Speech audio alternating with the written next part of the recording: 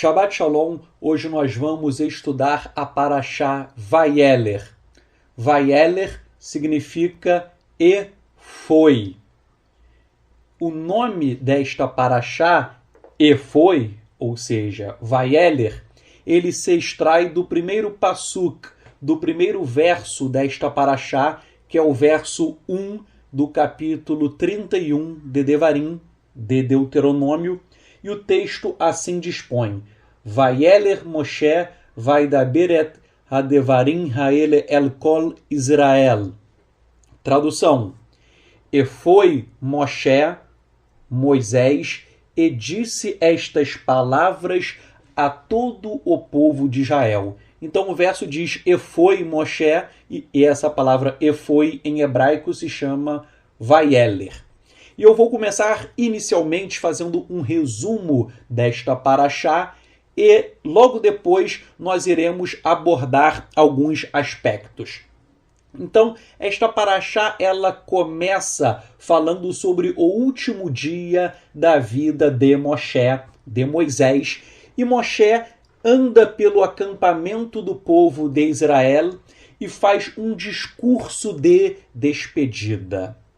E Moshe, Moisés, nomeia Yehoshua, ou seja, Josué, como o seu sucessor. E a tradição do nosso povo afirma que quem acabou de escrever a Torá foi Yehoshua, foi Josué, pois Moisés não poderia finalizá-la, obviamente, depois da sua morte. Então, quando você vai lendo a Torá, você percebe que a Torá narra a morte de Moshe. Aí vem a pergunta: se Moshe escreveu a Torá, como que ele poderia concluir a Torá depois de morto? Então, a resposta para isto é: a Torá foi escrita por Moshe, por Moisés. Mas a parte final da Torá, a parte que narra a morte de Moshe e de Moisés, ela foi escrita por Yehoshua, por Josué. Então, a Torá ela foi escrita por Moshe, por Moisés, mas a parte final foi concluída por Yehoshua, por Josué, porque Josué ele foi o sucessor de Moisés na liderança. E caberia a Yehoshua, a Josué, a função de liderar o povo de Israel. Bem, e Moisés, ele nesta Parashá ainda determina a mitzvah, o mandamento de Hakhel, ou seja, a reunião de todo o povo de Israel a cada 7 anos, ou seja, de 7 em 7 anos, todo o povo de Israel deveria se reunir para ouvir a leitura da Torá durante a festa de Sukkot, no ano de Shemitah. O ano de Shemitah é o ano de descanso da terra. Então, há esta mitzvah, este mandamento de reunião do povo de 7 em 7 anos para ouvir a leitura da Torá. E Moshe ordenou ainda que a Torá fosse colocada ao lado da Arca da Aliança, Aron Habrit. E prossegue Moisés, dizendo que o povo de Israel iria violar, quebrar a aliança com o Eterno, desviando-se das mitzvot, dos mandamentos da Torá. E em razão da desobediência do povo de Israel, isto implicaria em um juízo proferido pelo Eterno. Ou seja, ocorreriam punições do Eterno sobre Israel em razão da desobediência do povo. E por fim, Moshe fala a Israel para escrever as palavras de uma canção, de uma música. E esta canção, esta música, será objeto de estudo da próxima Parashá, que se chama Haazinu. Bem, este é um resumo da Parashá e agora nós vamos tratar sobre alguns pontos de destaque. Primeiramente, Moisés nomeou Yehoshua, Josué, como o seu sucessor. Yehoshua, Josué, seria o líder militar. E, além disso, caberia a Yehoshua também ensinar a Torá ao povo de Israel. O ensino da Torá é algo essencial e isto foi atribuído a Yehoshua. E é por esta razão que a Parashá se chama Vayeler, ou seja, e foi. Aí vem a pergunta, Moshe foi para onde? Para onde Moshe foi? Bem, explica o Targum Yonatan que Moisés ele foi para a Beit Midrash, ou seja, para a casa de estudos da Torá. Então Moshe ele foi para a casa de estudos da Torá. Isso não está escrito, isso faz parte da tradição. Porém, esta tradição consignada no Targum, ela possui uma simbologia muito interessante. Por quê? Porque isto aponta para o Mashiach. Por quê? Vejam, o sucessor de Moshe foi Yehoshua, Josué. E o nome do Salvador, Yeshua, é uma síncope, ou seja, um encurtamento do nome Yehoshua. Em outras palavras, o nome do Mashiach, o nome Yeshua, é o encurtamento do nome Yehoshua. Tal como, por exemplo, Carolina, eu posso encurtar o nome Carolina e formar o nome Carol. Então, Carol é o encurtamento do nome Carolina. Da mesma forma, Yeshua é o encurtamento, é uma síncope do nome Yehoshua. Assim sendo, Yeshua é sinônimo de Yehoshua. E ambos os nomes significam o Eterno salva ou o Eterno é a salvação. Então, Yeshua significa o Eterno salva ou o Eterno é a salvação. Então, quando a Torá está falando de Yehoshua, de Josué, a Torá está se referindo, ainda que indiretamente, a Yeshua HaMashiach. Então, percebam um detalhe oculto nesta parashá. A transferência da autoridade de Moshe, Moisés, para Yehoshua, para Josué, isso simboliza a transferência da autoridade de Moshe, Moisés, para Yeshua HaMashiach. Yeshua HaMashiach, ele é o sucessor de Moshe. Repito, Yeshua HaMashiach é o sucessor de Moshe. E daí os rabinos ortodoxos dizem, você está louco ao falar isto. Ora, os rabinos criticam esse pensamento, mas eles estão errados e eu vou mostrar o porquê. Só para fazer um parêntese, um amigo meu me enviou um vídeo contendo um debate entre um rabino e um pastor evangélico, cada um defendendo o seu ponto de vista. O pastor evangélico defende que Yeshua é o Messias e o rabino quer contestar, quer negar que Yeshua é o Mashiach. Então houve um debate e em um certo momento deste debate, o rabino, que não crê em Yeshua, o rabino disse o seguinte, ele falou, ninguém pode ser superior a Moshe, a Moisés. razão pela qual Yeshua não é o Mashiach, pois Yeshua pretendeu ser maior do que Moshe.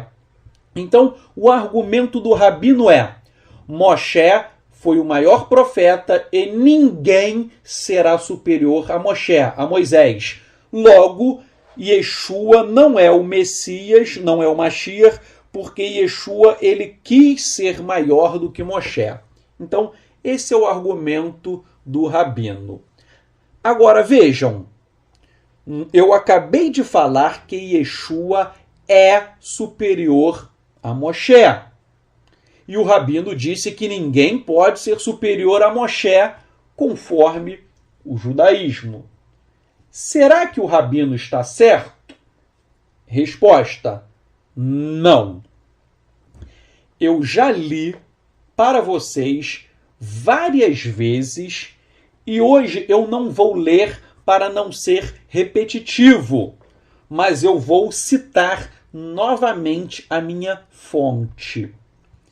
A antiga literatura israelita afirma que o Mashiach seria superior a Moshe, a Moisés. Isso está claramente no Midrash Tanhuma de Yeshayahu, Isaías 52.13. Então, o Midrash, ao comentar Yeshayahu 52.13, fala que o Mashiach seria superior a Moshe, a Moisés. E o rabino Levi ben Gershon, conhecido como Ralbag, que viveu no século XIII, ele, da Era Comum, ele também diz que o Mashiach é superior a Moshe. Então vejam, de acordo com a antiga literatura do povo de Israel, o Mashiach é superior a Moshe, a Moisés. E então, se Yeshua é o Mashiach, Yeshua é superior. Yeshua está acima de Moshe, de Moisés. Então, vejam, quem está falando isso é o Midrash. Quem está falando isso é o rabino Ralbag. Então, a própria literatura do nosso povo, do povo de Israel, comprova que o Mashiach é superior. Assim sendo, eu repito, a transferência da autoridade de Moshe para Yehoshua, Josué, simboliza a autoridade que recebeu Yeshua HaMashiach. E Yeshua é superior a Moshe, a Moisés, consoante a confirmação da própria literatura israelita que eu citei. Uma outra coisa, qual é o nome do Mashiach? Uns dizem Yeshua, como eu, outros dizem Yehoshua, outros falam Yahushua, etc, etc. Existem vários nomes. Qual é o nome? Ora, eu uso o nome Yeshua por uma razão bastante simples. Os antigos manuscritos em hebraico e em aramaico afirmam que o nome do Mashiach é Yeshua. O nome Yeshua consta dos seguintes manuscritos dos Ketuvim Netzarim, escritos nazarenos, conhecidos popularmente como o Novo Testamento. Então, eu vou citar manuscritos do Novo Testamento, manuscritos em hebraico e em aramaico, que comprovam que o nome do Mashiach é Yeshua. Então, tudo isso eu tenho, todos esses manuscritos eu tenho para quem quiser ver. Então, por exemplo, o manuscrito do Siríaco Antigo, Curetoniano, que é do século II, fala em Yeshua. A Peshita, dos séculos 3 e 4, também usam o nome Yeshua. O Siríaco Antigo Sinaítico, do século IV, fala também em Yeshua.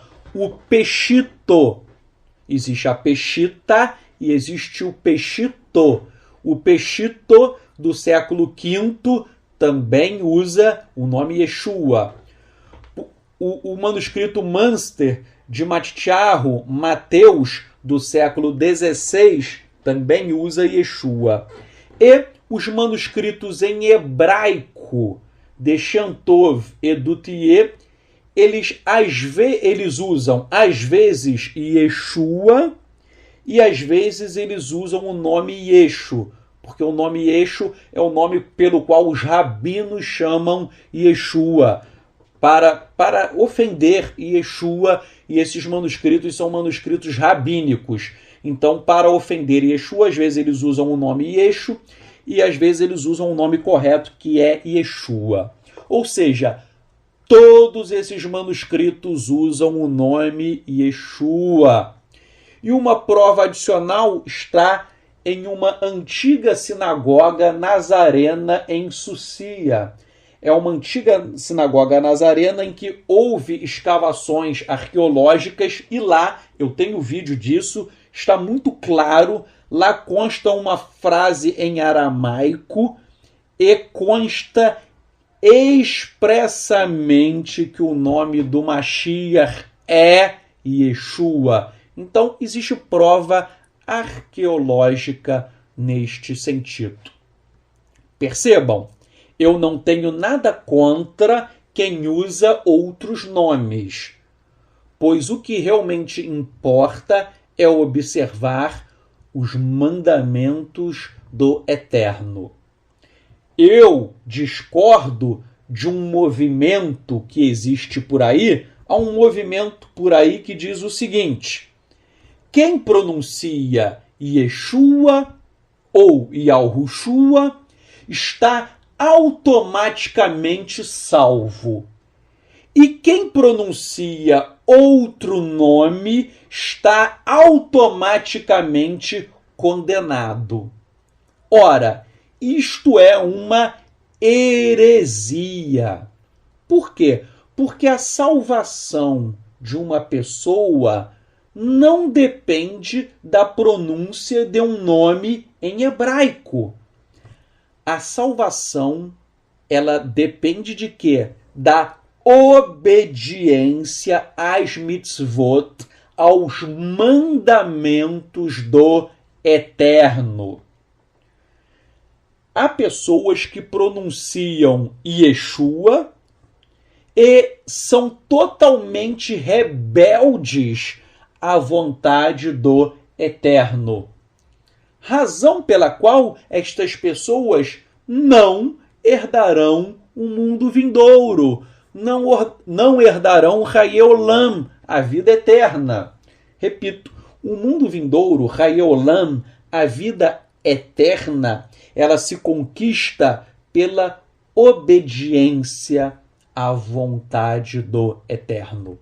E isso não tem nada a ver com a pronúncia de um nome. Você pode usar Yeshua, Yahushua, pode usar Jesus, pode usar Genésio. Você pode... As pessoas inventam vários nomes por aí. Agora, a mera pronúncia de um nome não vai te levar a lugar nenhum. O que vai te levar a algum lugar, ao mundo vindouro, é você obedecer à vontade do Eterno. Repito, há pessoas que usam o nome correto em hebraico, mas são pessoas ímpias, são pessoas que vivem em rebeldia contra o Eterno, razão pela qual estas pessoas serão condenadas. Prosseguindo, nesta paraxá nós lemos que existe a mitzvah de Hakhel, que é a reunião do povo de Israel a cada 7 anos para ouvir a leitura da Torá durante a festa de Sukkot, no ano de Shemitah, que é o ano do descanso da terra. E o verso 12 do capítulo 31 fala que a Torá deveria ser ouvida por todos os homens, mulheres, crianças e também pelos estrangeiros. E disto, nós extraímos várias lições. Primeira lição: se as mulheres tinham que ouvir a Torá, está dizendo que as mulheres teriam que ouvir a Torá. Se as mulheres teriam que ouvir a Torá, isto significa que as mulheres têm o dever de estudar e de conhecer a Torá. Eu estou dizendo isso pois atualmente o judaísmo ortodoxo ensina que as mulheres não têm que estudar a Torá. E eu discordo deles. Para mim, as mulheres têm que estudar a Torá sim. Não é à toa. Tanto é que o Eterno falou no capítulo 31, verso 12, que as mulheres deveriam, capítulo 31, verso 12, que as mulheres deveriam ouvir a Torá. Ouvir para quê? Para conhecer, para estudar. Então, as mulheres têm que conhecer e têm que estudar a Torá. Eu discordo do judaísmo rabínico que diz que as mulheres não precisam estudar. Vejam, no próprio Tanar, no Sefer Shoftim, no livro de Juízes, nós lemos que Débora, ou em português, Débora, ela era uma juíza em Israel. Ou seja, Débora foi uma mulher levantada pelo Eterno para liderar o povo e ensinar a Torá. Então, uma mulher liderando e ensinando a Torá. E quem levantou Débora? Quem levantou Débora? Foi o próprio Eterno. Então, o Eterno levanta mulheres, sim. Vejam, por esta razão, eu discordo dos judeus ortodoxos que discriminam as mulheres em relação ao estudo da Torá. A minha esposa estuda a Torá comigo. Vou dar até um exemplo interessante. Naquele vídeo que eu acabei de falar em que o pastor debateu com o rabino ortodoxo, parece que no vídeo parece que o rabino levou vantagem. Agora, minha esposa viu o vídeo e minha esposa rebateu vários argumentos do rabino. Ou seja, o rabino discutiu com o pastor evangélico e o rabino levou vantagem sobre o pastor evangélico. Agora, se esse rabino fosse debater a Torá com a minha esposa, eu não sei não, mas eu acho que o rabino iria passar vergonha. Por quê? Porque a minha esposa estuda a Torá a fundo. Então, eu incentivo não só minha esposa, todas vocês mulheres.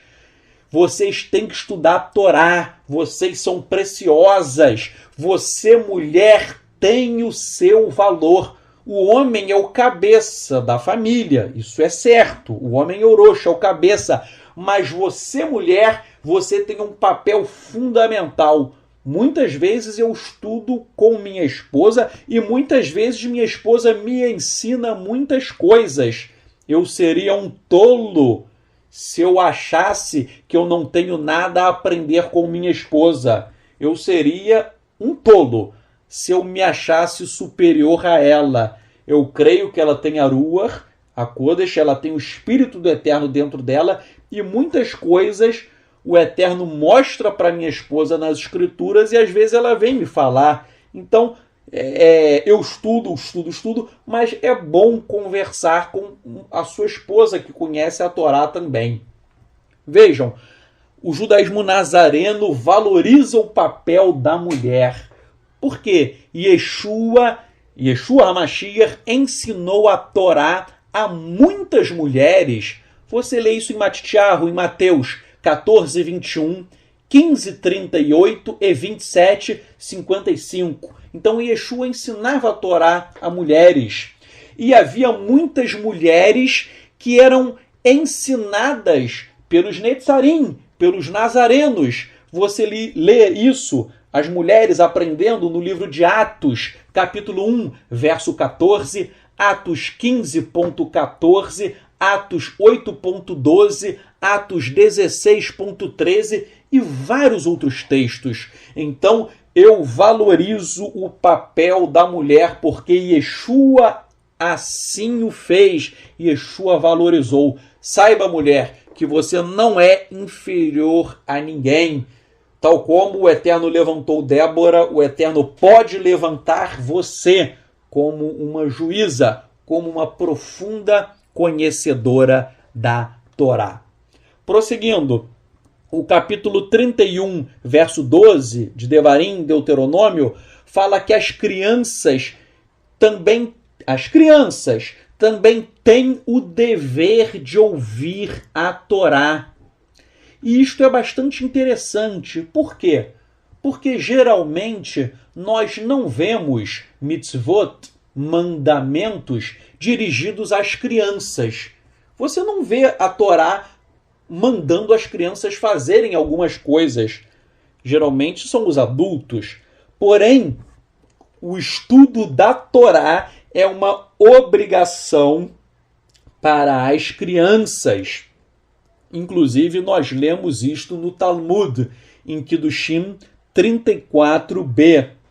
Então, você que é pai, você deve estudar a Torá, você que é mãe, mas você também tem o dever de ensinar a Torá aos seus filhos. Se você ensinar o temor ao Eterno é o princípio de toda a sabedoria. Se você ensinar os seus filhos a seguir a Torá do Eterno, com certeza os seus filhos serão pessoas maravilhosas.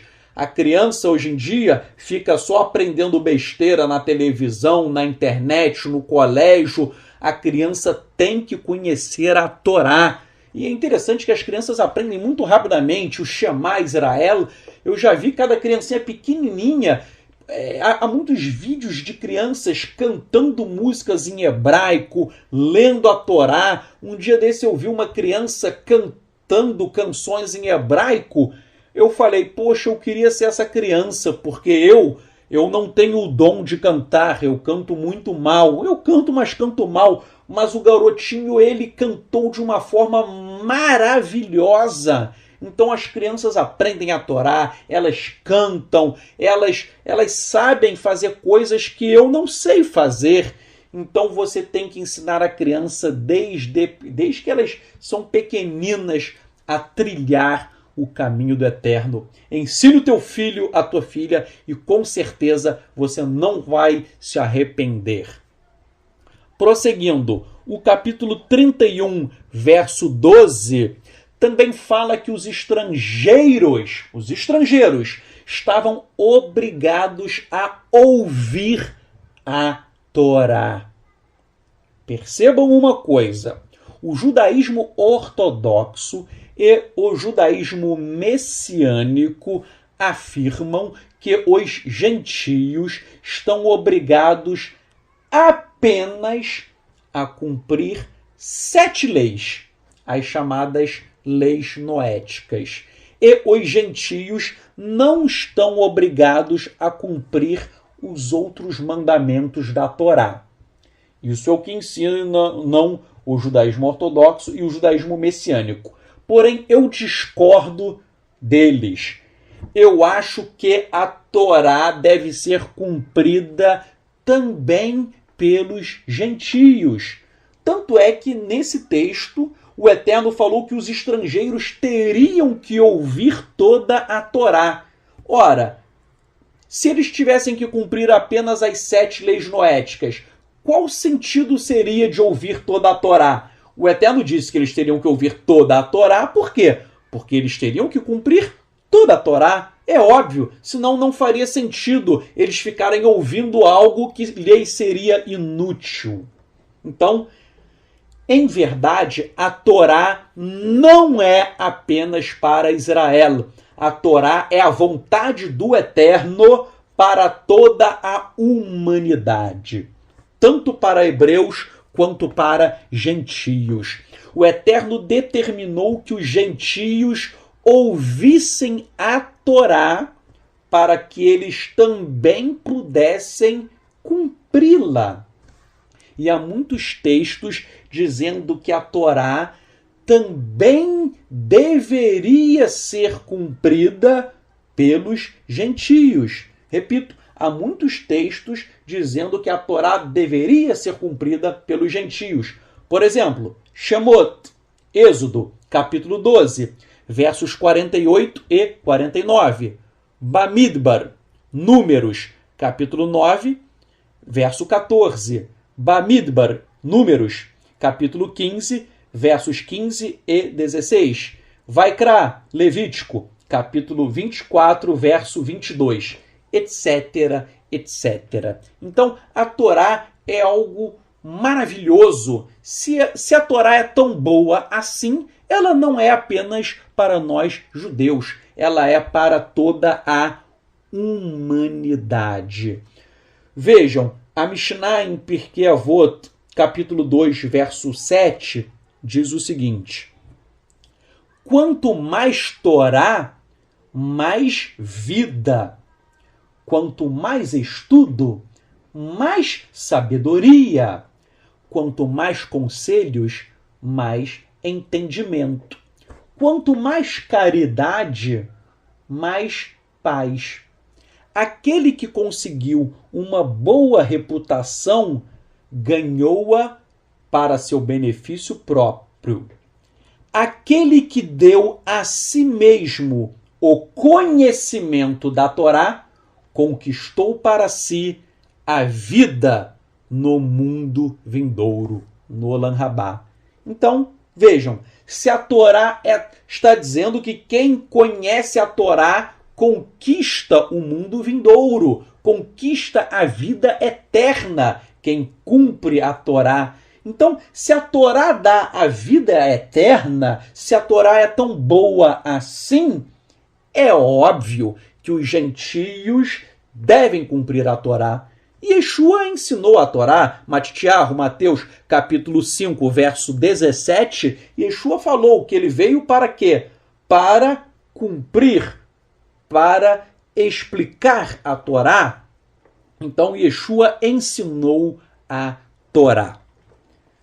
Um ponto que eu quero estudar com vocês aqui e agora. Mudando de assunto. Afirma o judaísmo que o Eterno entregou duas leis a Israel. Dois tipos de Torá. O plural de Torá, tá, gente? O plural de Torá não é Torás. O plural de Torá em hebraico é Torot. Então, o plural, quando eu falar Torot, eu estou falando de mais de uma Torá. Então, vejam. Afirma o judaísmo ortodoxo que o Eterno entregou duas Torot, dois tipos de Torá ao povo de Israel. A primeira Torá é a Torá escrita, chamada de Torá Shebiktav. Ou seja, essa Torá escrita seriam os 5 livros de Moisés, os 5 livros de Moshe que você conhece. São os 5 primeiros livros da sua Bíblia. Então, são os 5 primeiros livros da Bíblia, seria a Torá escrita, Torá Shebiktav. Agora, diz o judaísmo ortodoxo que o Eterno entregou uma outra Torá oral, não escrita a Moshe, a Moisés. E essa Torá oral, ou lei oral, é chamada de Torá Shebeal-Peh. Então, diz o judaísmo ortodoxo que Moisés recebeu uma Torá oral e ele não escreveu aquilo que ele recebeu. É algo que, por isso que é a Torá oral, ele não escreveu e posteriormente, muito tempo depois, esta lei oral, ou Torá oral, ela foi escrita e se transformou no Talmud. Então, o Talmud, ele é esta Torá Shebeal-Peh, esta lei oral. E o judaísmo ortodoxo diz que o Talmud é divinamente inspirado, é a palavra inspirada pelo Eterno. Então, o judaísmo ortodoxo crê não só nas escrituras que nós conhecemos, que está no seu Tanar, ou seja, as primeiras escrituras, a tua Bíblia. Não só o que está na sua Bíblia, mas o judaísmo ortodoxo usa também o Talmud, dizendo que o Talmud é inspirado. E existem duas edições do Talmud. O Talmud Yerushalmi, Talmud que é chamado de Talmud de Jerusalém, que foi concluído no ano 350 depois de Yeshua, e o Talmud Bavli, que é o Talmud babilônico, que foi finalizado no ano 500 depois de Yeshua. Então, vejam, isso o judaísmo ortodoxo diz que o Talmud é inspirado. E vocês já perceberam que eu uso bastante o Talmud. Agora, pergunta-se, o Talmud é a palavra inspirada do Eterno? Resposta: não. Eu não creio que o Talmud seja a palavra inspirada do Eterno. Eu não creio. O Talmud é uma coleção de 73 livros e contém informações muito importantes. E é por isso que eu estudo o Talmud. Porém, o Talmud é um livro de origem humana.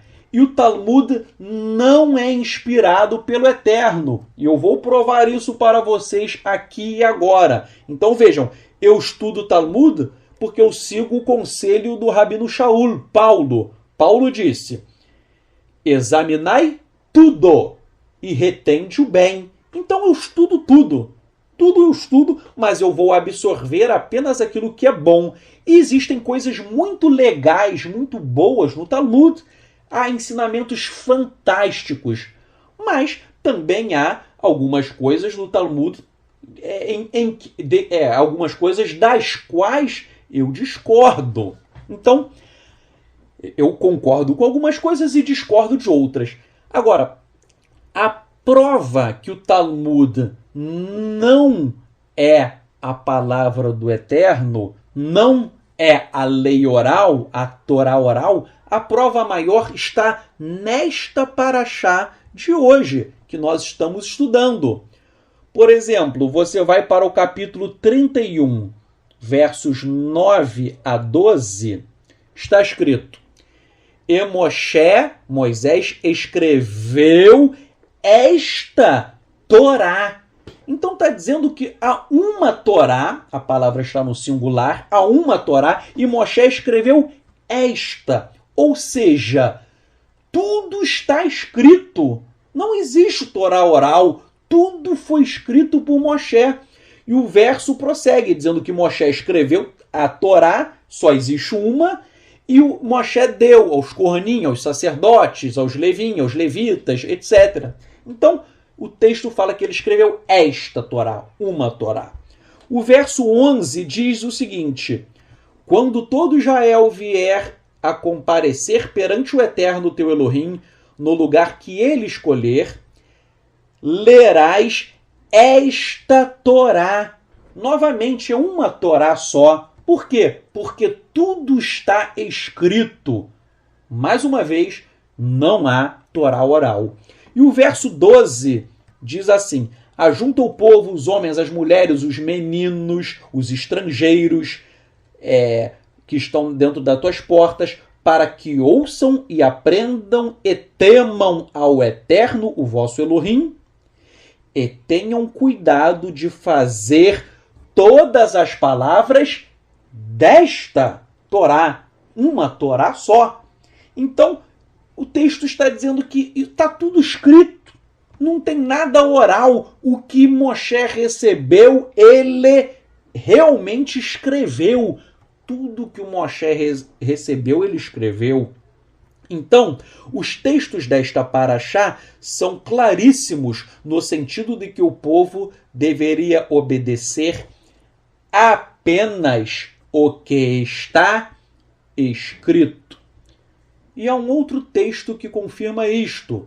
Devarim, Deuteronômio, capítulo 30, verso 10, está escrito assim: quando deres ouvidos à voz do Eterno, o teu Elohim, guardando os seus mandamentos e os estatutos escritos neste livro da Torá. Então fala que é para você guardar os mandamentos e os estatutos. Quais?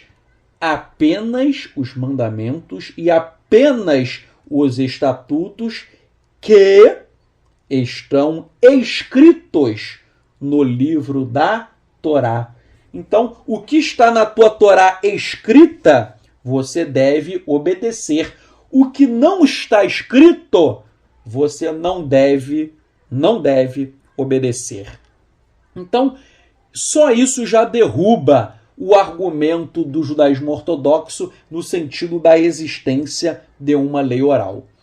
E existem vários outros argumentos comprovando que está equivocada a ideia de que existe uma lei oral inspirada pelo Eterno. Primeiro argumento: a lei oral não é mencionada sequer uma vez no Tanar. Você pode ler todas as escrituras e em nenhum lugar está escrito Torá Shebel Peh. Os rabinos falam, a Torá oral é a Torá Shebel Peh. Isso não está escrito em nenhum lugar aparece a palavra Torá Shebel Peh, ou seja, Torá oral. Esse é o primeiro argumento. Segundo argumento, nem Yeshua e nem os seus discípulos falaram expressamente sobre a existência da lei oral. Eles não falaram nada. Terceiro argumento, quando o Eterno ordenou a Moshe que subisse ao Monte Sinai para receber as tábuas, o Eterno disse, Moshe, suba ao monte, venha até a mim e fique aqui, e eu lhe darei as tábuas de pedra com a Torá e os mandamentos que eu escrevi para a instrução do povo. Isso está em Shemot, Êxodo 24:12. Então, o Eterno fala que Moisés iria receber tudo que está escrito. E, mais uma vez, nenhuma menção é feita à lei oral. Quarto argumento contra a lei oral. O Tanar afirma que os rolos da Torá foram perdidos e completamente esquecidos por mais de 50 anos e só foram redescobertos pelos sacerdotes do templo 50 anos depois.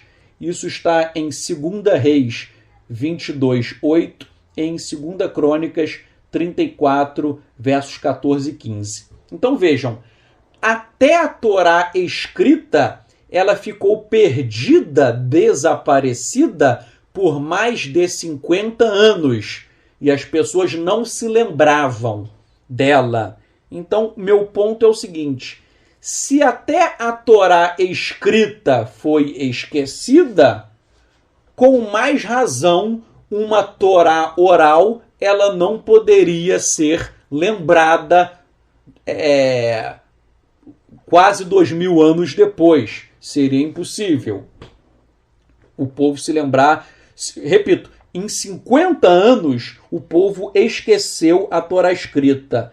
Com mais razão, o povo iria se esquecer de uma suposta lei oral que por mais de 2000 anos. Se em 50 anos você não lembra, que dirá em 2000 anos. Quinto argumento. As palavras da Mishnah e do Talmud são claramente palavras de homens que viveram entre os séculos 2 a 5 depois de Yeshua. Sexto argumento. Aqueles que escreveram a lei oral, aqueles que escreveram a lei oral foram homens que negaram Yeshua HaMashiach. Logo, é impossível que tais homens tenham recebido a inspiração do Eterno para redigir outros livros que integrariam o cânon das Sagradas Escrituras. Então, repito, só tem Ruach HaKodesh, só tem o Espírito do Eterno, quem reconhece que Yeshua é o Mashiach.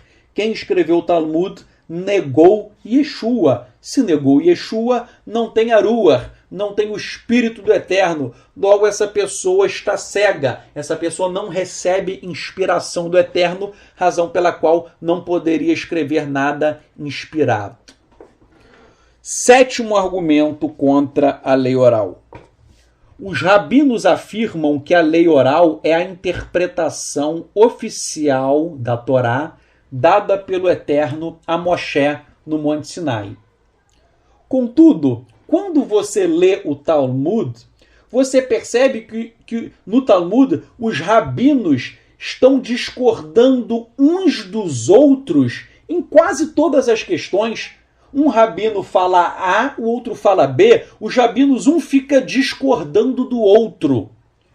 Então, e os rabinos dizem o seguinte, que sempre quando houver tais discordâncias, aí eles dizem o seguinte, abrem-se aspas, todas as opiniões são as palavras do Elohim vivo.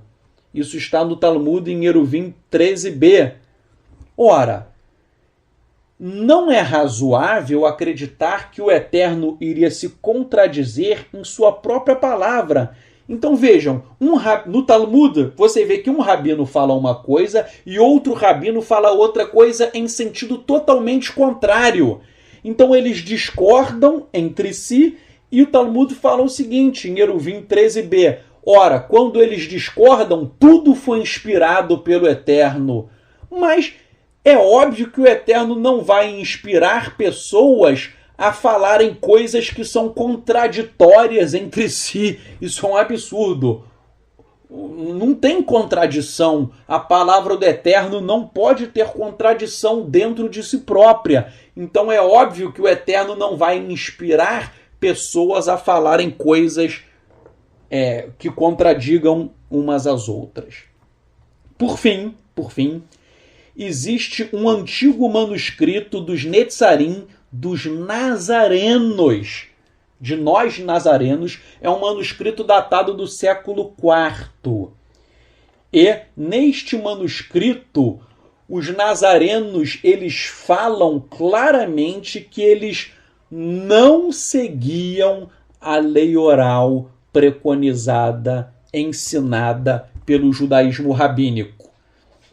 E os nazarenos escreveram o seguinte, que os rabinos, abrem-se aspas, que os rabinos, tá assim, e os rabinos dissiparam e profanaram os preceitos da Torá pelas tradições e pela Mishnah.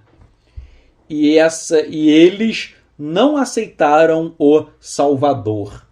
Então, os próprios Netzarim, os próprios nazarenos, os discípulos de Yeshua, no século IV, eles escreveram um manuscrito dizendo que eles não seguiam a Mishnah, porque a Mishnah distorceu muitas coisas da Torá. Então há uma prova histórica de que nós Netzarim, nós nazarenos, não seguíamos a Mishnah. E para acabar de vez com essa história, o próprio Talmud, em Sanhedrin 11a, o Talmud confessa que ele não é inspirado. O próprio Talmud confessa que ele não é inspirado. Está escrito o seguinte, em Sanhedrin 11a, nossos sábios ensinaram, desde a morte dos últimos profetas, Hagai, Zechariah, Malachi, ou seja, em português, Ageu, Zacarias e Malaquias, Ruach HaKodesh, o Espírito do Eterno, se apartou de Israel. Então, esse texto está dizendo que desde a morte de Malaquias, o Espírito do Eterno nunca mais inspirou ninguém. desde a morte de Malaquias. Agora, o Talmud foi escrito muito tempo, muitos séculos depois de Malaquias. Então, se isso é verdade, repito, o Talmud está dizendo que depois de Malaquias ninguém recebeu inspiração do Eterno. Então, se isso é verdade, o próprio Talmud não é inspirado, porque o Talmud só foi concluído na Idade Média, séculos, séculos e séculos depois da morte de Malaquias. Vejam, eu não concordo com o Talmud em um aspecto. Eu creio que depois de Malaquias, Malachi, ou eu creio que depois de Malaquias houve inspiração, sim. Os Ketuvim Netzarim, conhecidos popularmente como o Novo Testamento, eu creio que são documentos inspirados pelo Eterno. Mas eu creio na inspiração do Novo Testamento. Agora, eu quero dizer o seguinte, o próprio Talmud fala que com Malaquias se encerrou a inspiração. E se isso é verdade, então o Talmud não é inspirado, que o Talmud só veio séculos, séculos e séculos depois. Conclusão. Eu particularmente estudo o Talmud. Eu estudo o Talmud, mas eu não creio que o Talmud seja a palavra inspirada do Eterno. Todavia, o Talmud contém muitas coisas importantíssimas, coisas maravilhosas. Inclusive, o Talmud comprova que Yeshua é o Mashiach. E daqui a pouco eu vou explicar isso, vocês vão ficar de cabelo em pé, mas eu vou provar com o Talmud que Yeshua é o Mashiach. Só para adiantar o que eu vou falar daqui a pouco, existem rabinos ortodoxos que nunca tiveram contato com o cristianismo, que nunca leram o Novo Testamento. E eles passaram a crer em Yeshua lendo o Talmud, porque o Talmud prova que Yeshua é o Mashiach. Isso nós vamos ver daqui a pouco. O estudo hoje eu vou me alongar, eu vou ter que me alongar um pouquinho mais, mas é algo importantíssimo, vocês vão ficar de cabelo em pé com algumas informações que eu vou trazer aqui em primeira mão. Então, só para finalizar essa paraxá e partir para essa parte que você vai ficar todo arrepiado, eu creio que você vai ser tocado pelo Eterno. Então, só para eu concluir, a gente vai analisar isso. Vejam, Moshe profetizou que Israel iria quebrar aliança com o Eterno e receberia juízo do Eterno. Isso está em Devarim, Deuteronômio, capítulo 31, versos 16 e 17 e versos 20 e 21. Então, Moisés disse que Israel iria quebrar a aliança, iria violar a aliança com o Eterno. E uma das causas pelas quais Israel quebrou a aliança com o Eterno, uma das causas foi que Israel coletivamente rejeitou Yeshua HaMashiach. Yeshua HaMashiach, ele é a Torá viva. Rejeitar Yeshua significa rejeitar a própria Torá.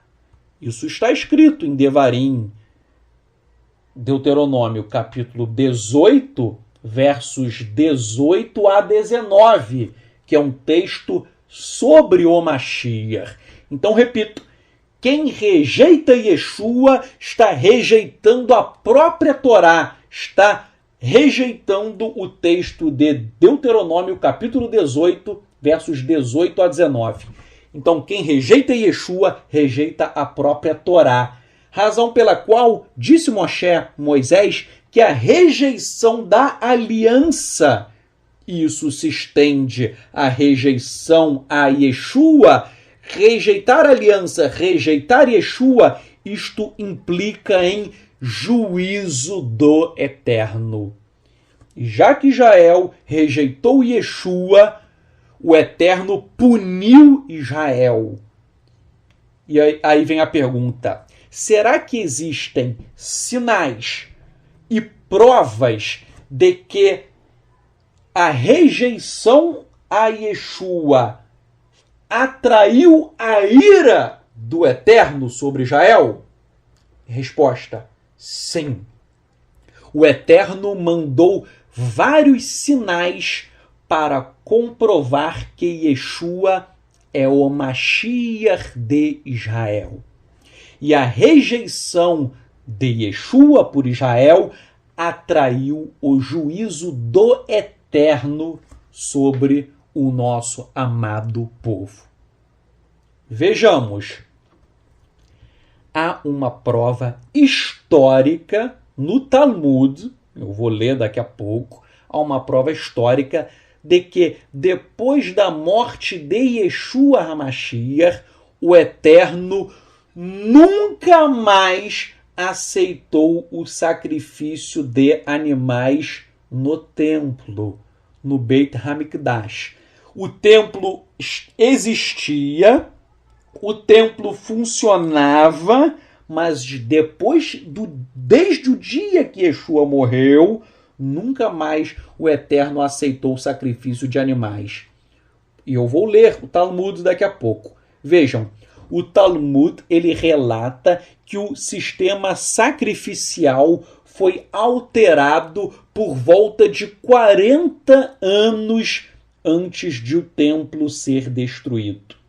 Isto é, exatamente quando ocorreu a execução, a morte de Yeshua HaMashiach.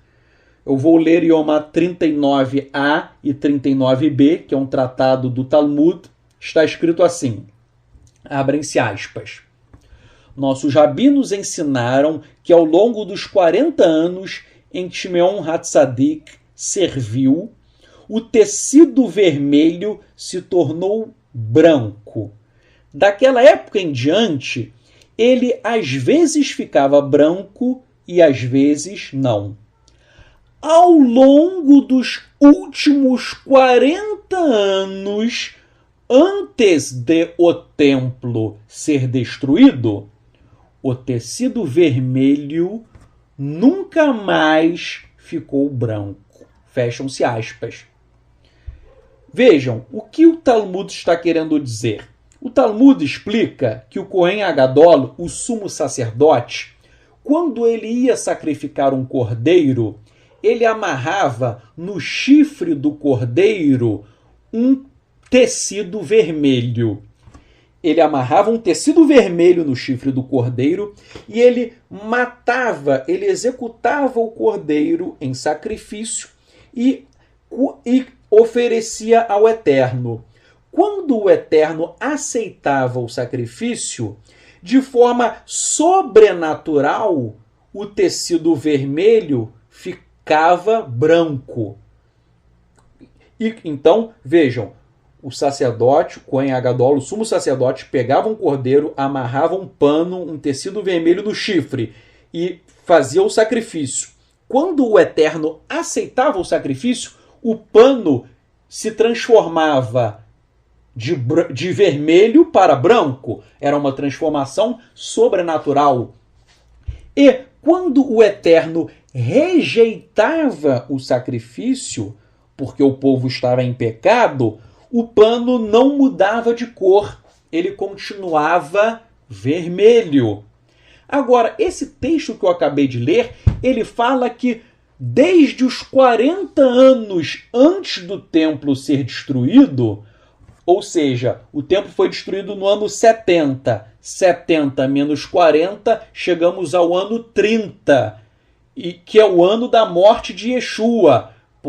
É porque há uma variação no calendário. Então, Yeshua morreu no ano 30. Então, esse texto do Talmud, ele está dizendo que desde o ano 30, desde o ano da morte de Yeshua, o pano nunca mais se transformou de vermelho para branco. Ou seja, o Eterno nunca mais aceitou o sacrifício de animais para expiação de pecados. O Eterno nunca mais aceitou os sacrifícios de animais. Por quê? Porque a partir da morte de Yeshua, somente a capará, somente a expiação pelo sangue de Yeshua HaMashiach. Então o Eterno nunca mais aceitou o sacrifício, porque agora só vale o sangue de Yeshua.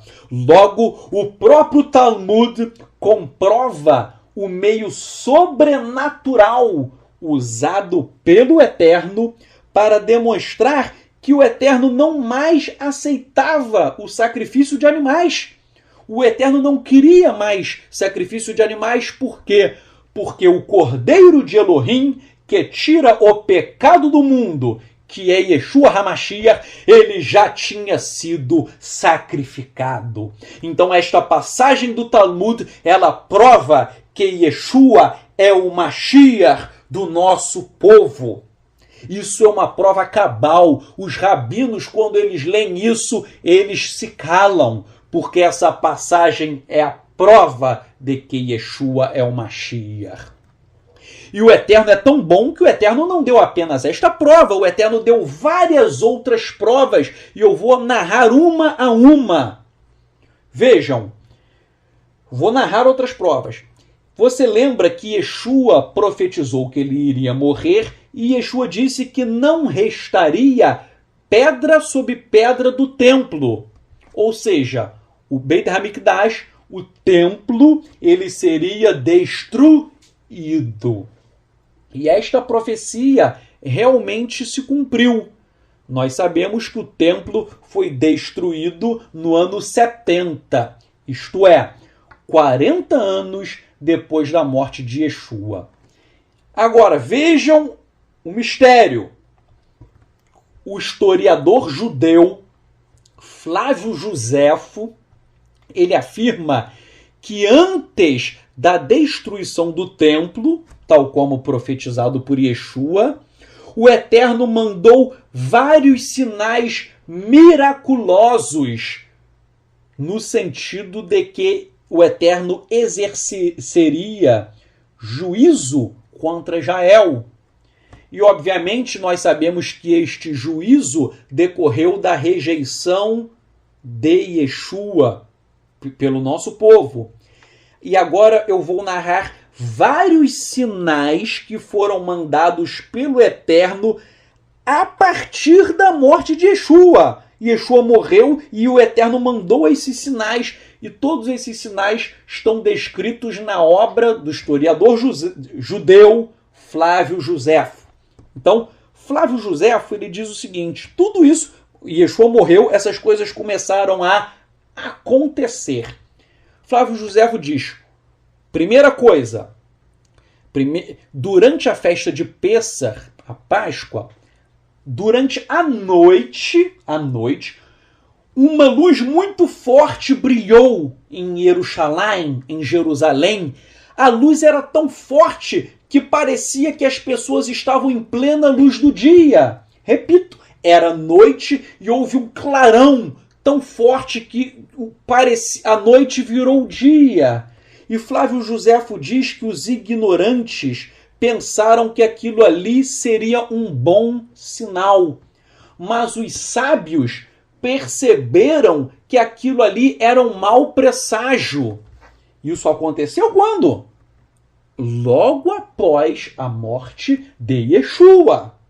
Então, eles estavam comemorando o Pêssar à noite e uma luz brilhou e a noite virou dia. Parecia que estava de dia de tão forte. Esse é o primeiro milagre que, disse Flávio Joséfo, os sábios viram que aquilo ali era um mau presságio, era um sinal de punição do Eterno. O Eterno estava punindo o povo por quê? Porque o nosso povo, rejeitou Yeshua, que é o Mashiach. Então, esse foi o primeiro fato sobrenatural. O segundo fato sobrenatural. O Cohen, o sacerdote, foi levar uma vaca para ser sacrificada no templo. E quando ele ia sacrificar a vaca deu à luz a um cordeiro. Vejam, uma vaca deu à luz a um cordeiro. O que é impossível. E mais uma vez os sábios viram que aquilo ali era um sinal de que o Eterno iria punir o nosso povo. Punir por quê? Porque o nosso povo rejeitou Yeshua. E é até interessante que a vaca deu à luz a um cordeiro. Para lembrar o quê? Que existe um cordeiro só. O cordeiro de Elohim que tira o pecado do mundo, que se chama Yeshua HaMashiach. O terceiro fato sobrenatural, que é narrado por Flávio Josefo e também consta no Talmud em Yomá 39b. Está em Josefo e no Talmud. Vejam, a porta do templo era uma porta muito pesada. E eram necessários mais de 20 homens para abrir a porta do templo com muita dificuldade. A porta era tão pesada que você precisava de 20 homens fortes para abrir a porta. E mesmo assim era difícil. Pois bem, a porta do templo estava fechada com fechaduras e com ferrolhos. Estava totalmente fechado, não tinha como abrir aquela porta, porque, eu repito, havia fechaduras e ferrolhos.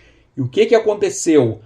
A porta do templo, ela se abriu sozinha e de forma sobrenatural. E os sábios de Israel ficaram espantados com aquilo e disseram que era um mau sinal do Eterno. E daí o que aconteceu? Sabe por que o Eterno abriu a porta do templo de forma sobrenatural? Ele abriu a porta para dizer que ele estava indo embora daquele lugar. O Eterno estava deixando o templo. Por quê? Porque o Eterno estava rejeitando os sacrifícios. Por quê? Porque o sacrifício já tinha sido feito. O sacrifício de Yeshua HaMashiach. Quarto fato sobrenatural narrado por Josefo. Flávio Josefo narra que em Jerusalém, as pessoas viram carruagens com homens voando nos céus. E eram anjos, era um exército de anjos, homens com carruagens, com arcos, com flechas, com espadas, anjos que ficavam sobrevoando Jerusalém, e aquilo ali causou um pavor nas pessoas. Josefo fala que não só ele viu, mas muitas e muitas pessoas viram aquele fato sobrenatural e elas perceberam que aquilo ali era um juízo do Eterno sobre o nosso povo. Quinto fato sobrenatural. Então esse fato quarto é impressionante, né? Um exército de anjos sobrevoando. Quinto fato sobrenatural. Durante a festa de Shavuot, os sacerdotes que estavam no templo, eles ouviram uma voz sobrenatural que ficava repetindo o seguinte: saiam daqui, saiam daqui, saiam daqui. Eles ficavam ouvindo isso direto, dizendo que eles deveriam abandonar o templo, ir embora do templo. Por que isso? Por que eles deveriam ir embora do templo? Repito, porque o Eterno não aceitava mais os sacrifícios de animais, porque Yeshua fez o sacrifício perfeito. Sexto fato sobrenatural narrado por Josefo. Houve um profeta chamado Yeshua. Não é Yeshua HaMashiach não, tá? Yeshua já tinha morrido, ressuscitado. Um outro homem, por coincidência, entre aspas, chamado Yeshua, que ele profetizou que a desgraça recairia sobre Jerusalém, que o Eterno iria exercer juízo. Vejam, todos esses sinais comprovam que Yeshua é o Mashiach, pois estes sinais de juízo começaram a ocorrer exatamente a partir da morte de Yeshua. Como eu citei anteriormente, diz o Talmud que o Eterno não mais aceitou o sacrifício de animais exatamente no ano da morte de Yeshua. Se não bastasse, os Ketuvim Netzarim, o Novo Testamento diz que quando Yeshua morreu, a cortina, conhecido como véu, o véu do templo se rasgou. Isso está no Novo Testamento. Yeshua morreu e a cortina, o véu do templo se rasgou. Pois bem, isso está no Novo Testamento. Será que isso é verdade? Vejam, a cortina do templo era tão grande, tão pesada, que alguns judeus dizem que eram necessários 300 homens para manipular a cortina. E esta cortina se rasgou com a morte de Yeshua. Isso está nos relatos de Jerônimo, em que ele colheu informações antigas de judeus e consignou que realmente esse fato ocorreu. A cortina do templo, que era uma cortina, vejam, uma cortina impossível de ser rasgada, uma cortina, queridos, 300 homens para carregar a cortina, é porque a cortina era muito grande e muito pesada. Dizem que a cortina era muito grossa. Eu esqueci o número de palmos, mas era uma cortina com vários palmos de espessura. Ela era muito grossa e era muito grande, 18 metros. Então ela era pesadíssima, era impossível ela se rasgar. E há relatos históricos que realmente ela se rasgou desde em cima até embaixo, o que comprova o Novo Testamento. Outra coisa, o Talmud, no Tratado de Shabat 15a, ele fala que 40 anos antes da destruição do templo, ou seja, exatamente no ano da morte de Yeshua, exatamente no ano da morte de Yeshua, nós sabemos que o Sanhedrin, o Sinédrio, condenou Yeshua injustamente. Então o Sinédrio condenou Yeshua injustamente e o Talmud, em Shabat 15a, fala que 40 anos antes da destruição do templo, ou seja, no ano da morte de Yeshua, exatamente no ano da morte de Yeshua, sabe o que aconteceu? O quê? O Sinédrio que condenou Yeshua, ele foi banido de sua localização do templo. Ele tinha uma localização privilegiada no templo e ele foi banido dali. Alguns dizem que é por conta daquele terremoto que aconteceu quando houve a morte de Yeshua. Então, por que o Sinédrio foi expulso dali de forma sobrenatural? Será coincidência? É claro que não. Isso aconteceu por conta de que o Sinédrio condenou injustamente Yeshua. Então, esse é o 8º fato sobrenatural. E o 9º fato sobrenatural é o seguinte. Flávio Josefo fala que 40 anos antes da destruição do templo, ou seja, o ano da morte de Yeshua, a menorá, que ficava no templo, a menorá é o que em português as pessoas chamam de candelabro, mas a menorá, ela começou a se apagar sozinha. Os sacerdotes acendiam a menorá e a menorá se apagava. Ela não ficava mais acesa. Desde o ano da morte de Yeshua, a menorá ela se apagava de forma sobrenatural. As pessoas acendiam e ela apagava. Acendiam e ela apagava de forma sobrenatural, demonstrando que o Eterno tinha rejeitado todos os sacrifícios do templo. Por quê? Porque Yeshua é o sacrifício perfeito. Todos esses fatos sobrenaturais foram sinais dados pelo Eterno de que Yeshua é o Mashiach. Yeshua é o Mashiach do nosso povo. E se você é judeu, eu quero dar uma mensagem especial para você. Não há nada mais bonito do que um judeu reconhecer que Yeshua é o Mashiach do nosso povo, porque Yeshua é judeu, viveu como judeu, zeloso da Torá, morreu e ressuscitou. O nosso Messias não é romano, não é grego. O nosso Mashiach é judeu. Então a coisa mais bonita que você, judeu, pode fazer é aclamar o seu rei, o meu rei, o nosso Mashiach. Yeshua é o Mashiach que não veio criar uma nova religião. Yeshua não criou o cristianismo. Yeshua é o Mashiach esperado pelo judaísmo. Yeshua é o Mashiach de Israel.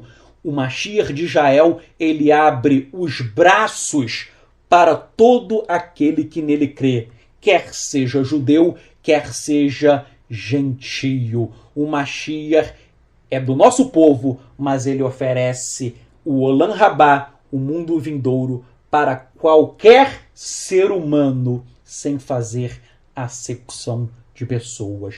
Que você, judeu, possa ficar firme, pois eu narrei 9 fatos sobrenaturais comprovando que Yeshua é o Mashiach. E eu vou citar agora, me veio à mente um outro.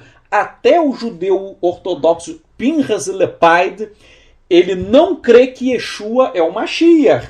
Mas ele não crê, mas ele escreveu um livro dizendo que Yeshua morreu e que ele realmente ressuscitou. Vejam, Pinchas Lepide, que é um erudito judeu ortodoxo que não crê em Yeshua, ele não crê, mas ele diz que a ressurreição de Yeshua, e ele demonstra isso no livro dele, ele fala que a ressurreição de Yeshua é um fato que tem comprovação histórica.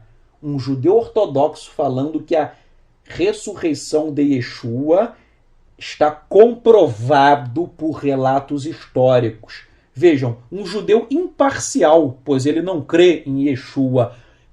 Gente, não há como correr. Yeshua é o Mashiach do nosso povo. Vamos fazer uma tefilá, uma oração ao Eterno. Avinu Malkenu Adonolam. Eterno, nós oramos a Ti, que essa paraxá ela seja gravada nos nossos corações.